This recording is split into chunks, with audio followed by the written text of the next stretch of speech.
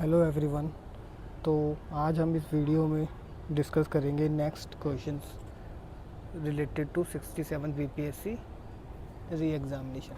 हम उसका पीवाईक्यूज़ देख रहे थे, तो ये हमारा पीवाईक्यू की सीरीज़ में थर्ड पार्ट है, थर्ड लेक्चर है। तो आज हम इस वीडियो में बात करेंगे नेक्स्ट क्वेश्चंस के बारे में। तो जो फर्स्ट क्वेश्चन है वो है भंडारी कमेटी से रिलेटेड। तो Bhandari committee is related to indirect taxation, no. Agriculture credit, no. IRB restructuring, yes. Regional rural bank restructuring, direct taxation, no. तो सबसे पहले देखते हैं कि भंडारी कमेटी जो है वो बनाई कब गई थी। तो इसको फॉर्म किया गया था 1994 में। किस लिए फॉर्म किया गया था? रीजनल रूरल बैंक की रीस्ट्रक्चरिंग के लिए। अब ये रीजनल रूरल बैंक यानी कि आरआरबी कब स्टैब्लिश हुए, होते क्या है, क्या फंक्शन होता है, हम इसके बारे में थोड़ा देख लेते हैं। तो आरआरबीज़ को जो क्रिएट किया गया था, आरआरबीज़ को जो क्रिएट किया गया था वो अंडर द आरआरबी एक्ट 1976 के एक्ट के अकॉर्डिंग किया गया था। किस कमेटी की रिकमेंडेशन पे आरआरबी उसको स्टैब्लिश किया गया था? जो कमेटी थी, कमेटी का नाम था नरसिम्हन कमेटी। इस कमेटी की रिकमेंडेशन पर ही आरआरबीज़ को इंडिया के अंदर स्टैब्लिश किया गया था। अब देखते हैं कि जो फर्स्ट आरआरबी था वो इंडिया में कौन सा था। जो फर्स्ट आरआरबी था वो इंडिया के अंदर था प्रथम ग्रामीण बैंक। ठीक है, जिसको ये इंडिया का ऐसा फर्स्ट आरआरबी था जो इंडिया के अंदर स्टैब्लिश किया गया था। ठीक है, अब इसकी ऑनरशिप देख लेते हैं कि आरआरबी की जो ऑनरशिप है वो किस के पास रहती है। 50% सेंट्रल गवर्नमेंट, 35% स्पॉन्सर्ड बैंक। जो भी बैंक है आरआरबी को वो कर रहे हैं, फंड कर रहे हैं, 35% उनकी ओनरशिप जो है वो स्पॉन्सर बैंक के पास रहती है। रेस्ट जो है वो 15% जो है वो रिस्पेक्टिव स्टेट गवर्नमेंट के पास रहती है। तो ये भंडारी कमेटी से रिलेटेड क्वेश्चन था जो कि आरआरबी की रीस्ट्रक्चरिंग के बारे में था, और हमने इस क्वेश्चन में देखा आरआरबी के बारे में भी। नेक्स्ट जो क्वेश्चन है क्वेश्चन नंबर 52, इसमें पूछा गया है choose the correct statement related to national pension scheme. अब नेशनल पेंशन स्कीम के बारे में 4 स्टेटमेंट दी गई है, तो हमको उसमें से बताना है कि कौन सी स्टेटमेंट जो है वो करेक्ट स्टेटमेंट है। ठीक है, तो फर्स्ट स्टेटमेंट क्या है? NPS is a retirement benefit scheme introduced by the government of India to facilitate a regular income to all the citizen of India. अब यहाँ पे देखो एक्सट्रीम वर्ड आ रहा है ऑल। तो जहाँ पर भी एक्सट्रीम वर्ड आता है ना, तो वहाँ चांसेस हो जाते हैं कि वो स्टेटमेंट गलत हो सकती है। ठीक है, तो अभी हम इसको भी यहीं पे छोड़ देते हैं, पहले नेक्स्ट ऑप्शंस को देख लेते हैं, उसके बाद हम अपने कंक्लूजन पे पहुँचेंगे। तो जो नेक्स्ट स्टेटमेंट है option B, NPS is regulated by IRDA. अब आईआरडीए जो है वो पेंशन रेगुलेट नहीं करता है इंडिया में, इसका काम है इंश्योरेंस सेक्टर के रिगार्डिंग में। तो हमारा ऑप्शन नंबर बी तो आंसर नहीं हो सकता। नेक्स्ट स्टेटमेंट देखते हैं, next option, NPS is regulated by SEBI. अब सेबी जो है हमारे इंडिया के अंदर स्टॉक मार्केट रेगुलेशन का काम करता है, तो पेंशन का इससे कोई लेना देना नहीं है, तो option C eliminate. NPS is regulated by pension fund regulatory and developmental authority. हाँ, इंडिया के अंदर जो पेंशन है वो पीएफआरडीए देखता है, तो ये ऑप्शन सही हो सकता है, और ये सही भी है, ऑप्शन डी। अब ऑप्शन ए गलत क्यों है? एनपीएस जो है इसको लाया गया था जनवरी 2004 के अंदर में।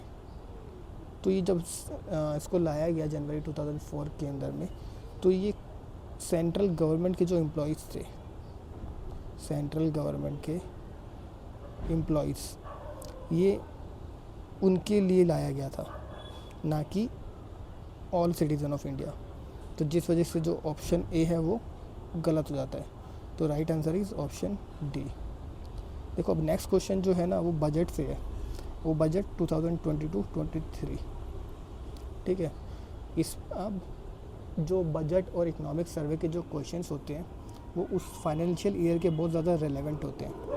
हालांकि ये 67 को बीपीएससी का री एग्ज़ाम का क्वेश्चन पेपर है, तो इसके जो बजट एंड इकोनॉमिक सर्वे के क्वेश्चन होंगे वो रेलेवेंट नहीं होंगे अभी कंटेक्स्ट में, बट स्टिल हम फिर भी इनके आंसर देखते हुए चलते हैं। और अभी जो 72nd बीपीएससी होगा उसके लिए आपको क्या करना है, बिहार का बजट, बिहार का survey, economic survey and central government का बजट एंड सेंट्रल गवर्नमेंट का इकोनॉमिक सर्वे, आपको ये बहुत अच्छे से पढ़ के जाना है, ठीक है। क्योंकि मोस्टली जो इकोनॉमिक्स के क्वेश्चंस होते हैं वो यहीं से बनते हैं। तो अभी हम क्वेश्चन नंबर 53 देख लेते हैं। हालांकि ये उस टाइम के बजट का क्वेश्चन है। तो इसमें पूछा गया है which of the following is not included in the priorities of India budget 2022-23। तो जिसका आंसर है वो डिसइन्वेस्टमेंट था। अब सेम नेक्स्ट क्वेश्चन फिर से टैक्स टू जीडीपी रेशियो पूछा हुआ है। What was the tax to GDP ratio in the financial year 2021-22। अब टैक्स टू जीडीपी रेशियो जो है वो हर साल चेंज होता रहता है, तो उस टाइम जो था वो 11.7% था। तो हमको जो भी बजट और इकोनॉमिक सर्वे के जो क्वेश्चंस हैं हमको उस ईयर के बहुत अच्छे से करने हैं। अब सेम जो क्वेश्चन नंबर 55 है, ये भी उस टाइम का करंट अफेयर का क्वेश्चन है। What was India's share in world export bye commodity division and groups in 2018। तो इंडिया का कितना शेयर्स था, तो उसका आंसर था 1.7%। नेक्स्ट क्वेश्चन भी same, what in India as per the fourth advance estimate in, ये भी उस टाइम का करंट का क्वेश्चन है। क्वेश्चन नंबर 57 देखते हैं हम लोग। Choose the correct statement regarding the vibrant village programme. अब वाइब्रेंट विलेज प्रोग्राम जो है ना वो क्या है कि बॉर्डर विलेजेस की डेवलपमेंट के रिगार्डिंग में है। तो इसका जो आंसर है वो ऑप्शन सी है। अब देखो नेक्स्ट क्वेश्चन नंबर 58 इनकरेक्ट पूछा है किसके बारे में, इकोनॉमिक सर्वे ऑफ बिहार। तो जो हमारे लिए जो इकोनॉमिक सर्वे है एंड बजट, बहुत सेंट्रल गवर्नमेंट का एंड बिहार गवर्नमेंट का बहुत इम्पोर्टेंट हो जाता है हमारे लिए। तो हमको बस जिस भी ईयर का हमको बीपीएससी देना है, सपोज़ जैसे कि अभी हमको 72nd बीपीएससी देना है, तो हमारे लिए जो बजट है 2026-27 का और इकोनॉमिक सर्वे 2025-26 का वो अभी हमारे लिए रेलेवेंट है। तो हम ट्राई करेंगे उसको कवर करने का, बट अभी ये जो क्वेश्चंस है ये हमारे लिए किसी काम के नहीं है, मतलब थोड़ा इरेलेवेंट हो जाते हैं अभी, तो अभी हम इसको नहीं देखते, हम इसको स्किप करते हैं। नेक्स्ट क्वेश्चन देखते हैं, same question number 59 again, ascending level of urbanisation. ये सब आपको कहाँ मिलेगा, ये आपको इकोनॉमिक सर्वे बजट में ही मिलेगा। वैसे तो उसका आंसर ऑप्शन डी है, Nalanda, Munger and Patna. Question number 60 again physical deficit पूछा हुआ है, GSDP of Bihar for the financial year 2022-23। Next जो क्वेश्चन है वो question number 61, choose the option which is not part of the 7 निश्चय पार्ट 2 स्कीम ऑफ बिहार।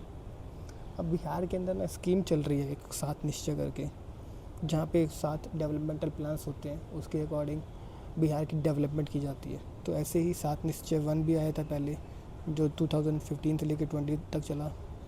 फिर 7 निश्चय 2 आया जो 20 से लेकर 25 तक आई थिंक इसका टारगेट है। अभी जो करंट में है वो 7 निश्चय 3 भी बिहार गवर्नमेंट ने स्टार्ट कर दिया है। तो पहले तो हम देखते हैं कि choose the option which is not part of the 7 निश्चय part 2 scheme of Bihar. Strong women capable women ये पार्ट है। Irrigation water to every field, I think ये पार्ट नहीं है। और एयर वॉज टू एवरीवन ये भी पार्ट था। युवा शक्ति, बिहार की प्रगति, ये भी पार्ट है। तो ऑप्शन बी जो है इसका राइट आंसर हो जाता है। बट क्योंकि अभी 7 निश्चय 3 आ गया है, तो इसके लिए मैंने एक यहाँ पे इमेज लगाई है, तो आप इसको वीडियो को एक बार पॉज करके देख सकते हैं 7 निश्चय 3.0 के बारे में। तो दोगुना रोजगार, दोगुनी आय, समृद्ध उद्योग, सतत बिहार, कृषि में प्रगति, प्रदेश की समृद्धि, उन्नत शिक्षा, उज्जवल भविष्य, सुलभ स्वास्थ्य, सुरक्षित जीवन, मजबूत आधार, आधुनिक विस्तार, सबका सम्मान, जीवन आसान। तो ये 7 निश्चित 3 के टारगेट्स हैं जो कि बिहार गवर्नमेंट को अचीव करने हैं। सेम अगर नेक्स्ट क्वेश्चन फिर से Bihar state district in descending order of per capita income, ये सब questions economic survey and budget से रिलेटेड है। तो आप प्लीज़ करंट का इकोनॉमिक सर्वे, बजट, ये सब पढ़ के जाना। Question number 63, not true about poverty estimates on the NSSO का सर्वे है ये। अभी ये उस टाइम में न्यूज़ में थे तो इसलिए पूछ लिए गए। अभी के जो सर्वे है जैसे national family health survey NFHS 6 का भी डेटा आया है, तो हमारे लिए वो अभी इम्पॉर्टेंट हो जाएगा। तो हमको नेशनल फैमिली हेल्थ सर्वे 6 का डेटा हमको पढ़ना पड़ेगा। Again question number 64 same micro enterprise के बारे में है। अब ये जो स्कीम है क्वेश्चन नंबर 65 प्रधानमंत्री कृषि सिंचाई योजना, इसके बारे में क्या गलत है? ठीक है, ये स्कीम कब लाई गई थी गवर्नमेंट के द्वारा? इसको स्टार्ट किया गया था 2015 के अंदर। ठीक है, इसमें पूछा गया है कि is incorrect construction of well. Obviously इस स्कीम के अंदर कुएँ थोड़ी बनाने हैं। इसका मेन पर्पस क्या था कि सिंचाई का पानी जो है भेजना, ताकि जो एग्रीकल्चर है हमारा वो डेवलप कर सके। तो उसका क्या क्या पर्पस हो सकता था? Enhancement of recharging of aquifers, yes. Construction of rain harvesting structure, yes. Repair and renovate water bodies, yes. But construction of well is not the one of the objective of Pradhanmantri Krishi सिंचाई योजना। Next देखते हैं question number 66 क्या कहता है। अब यहाँ से हिस्ट्री के क्वेश्चन स्टार्ट है। Who successfully led the Bardoli Satyagraha. अब बारडोली जो है वो 1928 में हुआ था गुजरात के अंदर। तो इस बोल रहा है इस मूवमेंट को किसने लीड किया था? तो इस मूवमेंट को जो लीड किया था वो थे वल्लभ भाई पटेल, जो कि बेसिकली जो कि वहाँ पर लैंड रेवेन्यू हाइक हो गया था। गवर्नमेंट ने 30% से लैंड रेवेन्यू को इंक्रीज़ कर दिया था, जिसका रिगार्डिंग सर वल्लभ भाई पटेल जी ने ये बारडोली सत्याग्रह इनिशिएट किया गया था। तो यहाँ पर क्या था कि जो विमेन थी बारडोली की, उन्होंने वल्लभ भाई पटेल को एक टाइटल दिया था सरदार का। ठीक है, ये टाइटल उनको यहीं पे मिला था बारडोली में, बारडोली की विमेन द्वारा। ठीक है, क्वेश्चन नंबर 67 देखते हैं। Who among the following was not a member of the cabinet mission sent to India in 1946 AD। अब इनमें से कौन जो है वो कैबिनेट मिशन का पार्ट नहीं था जो कि इंडिया भेजा गया था 1946 AD के अंदर? तो रामसे मैकडोनल्ड, ये कम्युनल अवार्ड से रिलेटेड है जो कि इंडिया में दिए गए थे 1932 में। ठीक है, A.V. Alexander, yes. Sir Patrick Lawrence, yes. Stafford Cripps, yes. ये जो तीनों हैं वो कैबिनेट मिशन के पार्ट थे, बट रामसे मैकडोनल्ड जो है वो इनका पार्ट नहीं थे। अब कैबिनेट मिशन का पर्पस क्या था इंडिया में आने का? तो उनका पर्पस ये था कि जो भी ऑन गोइंग कॉन्स्टिट्यूशनल डेडलॉक है, ट्रांसफ़र ऑफ पावर है, वो इंडिया में कैसे की जाए। तो जो कैबिनेट मिशन का एक जो मेन इनके जो प्लान था कि इन्होंने मना कर दिया था full fledge demand of Pakistan. Cabinet mission ने मना कर दिया था अपने मिशन के अंदर कि उन्होंने अपनी पाकिस्तान की जो डिमांड है उसको रद्द कर दिया था। अब नेक्स्ट क्वेश्चन देखते हैं। In which year the famous Gandhi Irwin pact took place. So इसका जो राइट आंसर है वो है ऑप्शन बी 1931 AD। तो गांधी इरविन पैक्ट हुआ था जिसमें गांधी जी एग्री हुए थे कि वो जो है CDM को स्टॉप कर देंगे, RTC में पार्टिसिपेट करेंगे। वहीं इरविन जो है उन्होंने भी कुछ डिमांड्स थी INC की, उनको एक्सेप्ट कर लिया था, जैसे कि salt making for personal consumption, salt making for personal consumption. Next question देखते हैं। In which session Indian National Congress pass complete independence resolution. तो कौन सा सेशन था जहाँ पे इंडियन नेशनल कांग्रेस ने जो है वो कंप्लीट इंडिपेंडेंस की डिमांड रख दी थी? तो इसका आंसर है वो 1929 AD लाहौर, जहाँ पे जो इसके जो चेयरमैन थे सेशन के वो थे जवाहरलाल नेहरू जी, जो उन्होंने बोला था कि अब जो 26 जनवरी है उसको हम कंप्लीट इंडिपेंडेंस डे सेलिब्रेट करेंगे। और इन्होंने 4 डिमांड्स भी रखी थी, जिसमें से एक था कि आरटीसी को बॉयकॉट करेंगे, सीडीएम को लॉन्च करेंगे, थर्ड था 26 जनवरी को हम इंडिपेंडेंस डे सेलिब्रेट करेंगे। ठीक है। एंड फोर्थ स्टेटमेंट अभी मुझे याद नहीं आ रही, पर इनकी एक 4 डिमांड थी जो कि लाहौर रेजोल्यूशन के अंदर रखी गई थी। नेक्स्ट क्वेश्चन देखते हैं।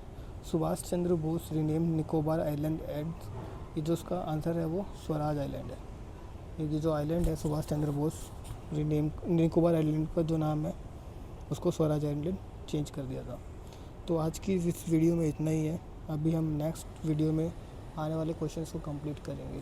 तो इस वीडियो में फ़िलहाल इतना ही है। Thank you very much for the